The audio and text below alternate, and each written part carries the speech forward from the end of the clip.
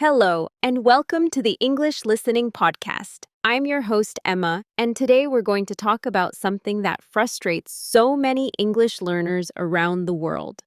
Spending years studying the language, but still struggling to actually speak it. Does this sound familiar? You've memorized hundreds of vocabulary words, studied all the grammar rules, maybe even passed exams.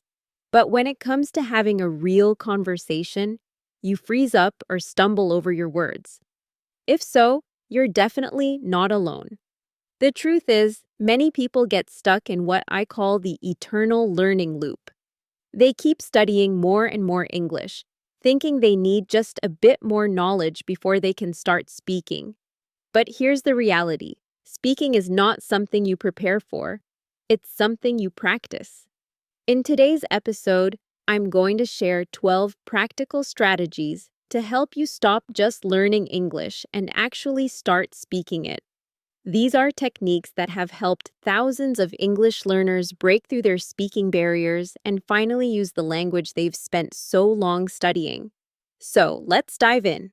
The first and perhaps most important step is to change how you think about speaking English. Many learners have 3 harmful beliefs that hold them back. First, they believe they need to speak perfectly. This is simply not true. Even native English speakers make mistakes all the time. They use incorrect grammar, forget words, and restart sentences. Perfection is not the goal, communication is. Second, they're terrified of making mistakes. But here's the thing about mistakes. They're not just normal, they're necessary. Every error you make is valuable feedback that helps you improve. Think of mistakes as signposts pointing you toward fluency, not barriers blocking your way. Third, they focus too much on correctness and not enough on communication. The real purpose of language isn't to follow rules perfectly. It's to connect with other people and share ideas. So here's your new mindset. Speaking English is about connecting with others, not performing perfectly. Mistakes are normal and helpful. And you already know enough to start having simple conversations right now.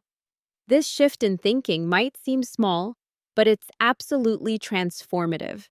When you stop waiting to be good enough and start using what you already know, everything changes. My second tip might sound challenging, but it's incredibly powerful. Start speaking from day one. Don't wait until you feel ready because that perfect moment will never come. Many learners think they need to study for months or years before they can start speaking. But that's like trying to learn swimming by reading books about it.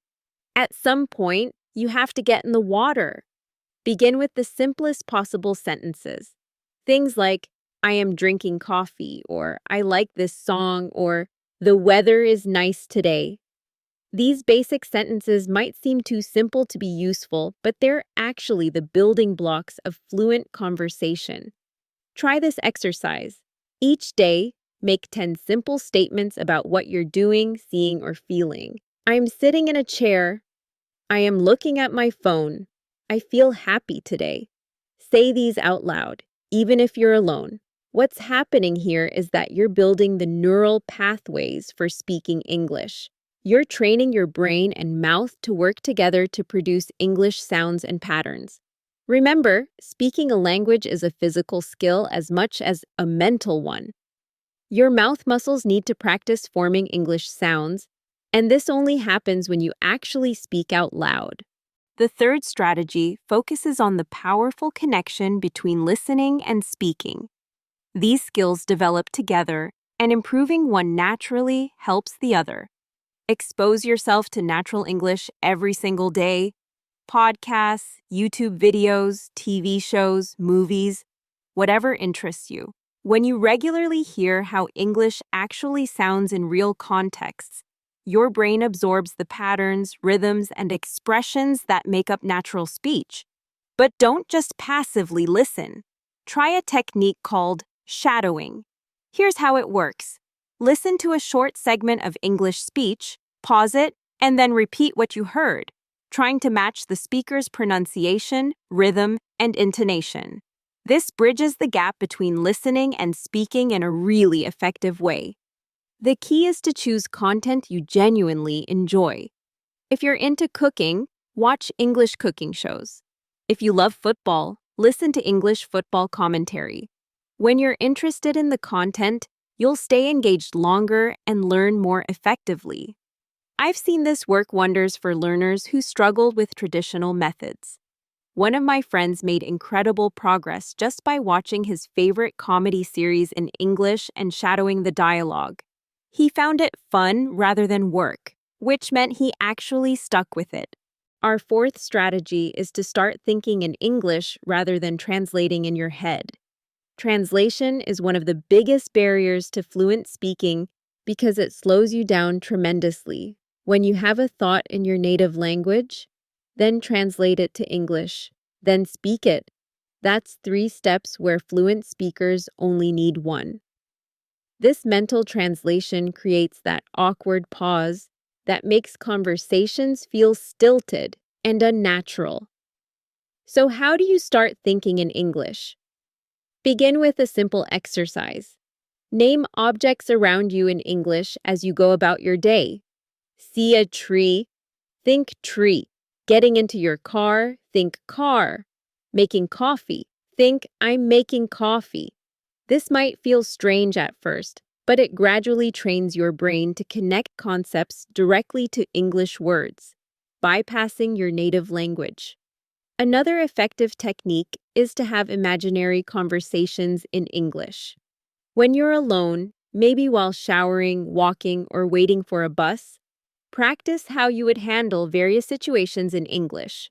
How would you order food at a restaurant? How would you introduce yourself at a party? How would you explain your job to someone new? By practicing these mental conversations, you're building neural pathways that make real English conversations much smoother when they happen. Strategy number 5 is simple but incredibly effective. Learn to ask questions. Conversations are a two-way exchange, and questions are the engine that keeps them running. Many English learners focus only on how to answer questions, but learning to ask good questions is equally important. Questions show interest in the other person, keep the conversation flowing, and, this is the secret benefit, they take pressure off you to do all the talking. Start with basic questions like, "What do you think?" or "How was your weekend?" Then practice follow-up questions that dig deeper. If someone mentions they went to a restaurant, you might ask, "What's your favorite dish there?" Or "Do you eat out often?" Keep a small collection of versatile questions you can use in many situations. Questions about opinions are especially useful. What do you think about? How do you feel about? Why do you prefer? When you ask thoughtful questions, not only do you keep the conversation going, but you're also seen as an engaged and interesting conversation partner, even if your own speaking skills are still developing. Strategy 6 is about making the most of the English you already have. Many learners get stuck because they don't know a specific word, but there's almost always a way to express your idea using simpler words.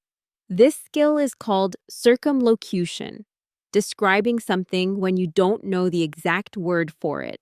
Instead of freezing when you can't remember refrigerator, say the big cold box in the kitchen. Can't remember screwdriver? Say the tool for turning screws. Native speakers do this all the time. I often find myself saying things like, "That thing you used to, the whatchamacallit." And somehow, the conversation continues just fine.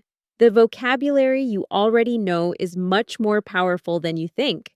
With just the 1,000 most common English words, you can express an incredible range of ideas.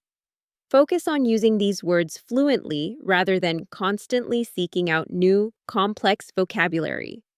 A great exercise is to explain complex concepts using only simple words. How would you explain your job using only basic vocabulary?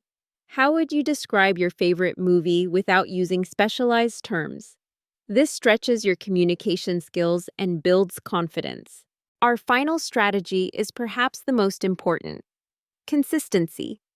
Speaking English is a skill, And like any skill, from playing piano to shooting basketball, it requires regular practice to improve. A little bit every day is far more effective than a marathon session once a week.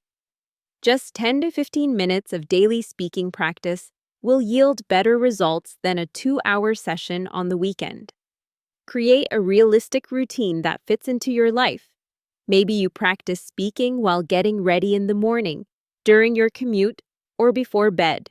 The key is to make it so simple and convenient that you can stick with it even on busy days. Track your speaking practice in some way, perhaps with a calendar where you mark each day you practiced, or a journal where you note what you worked on.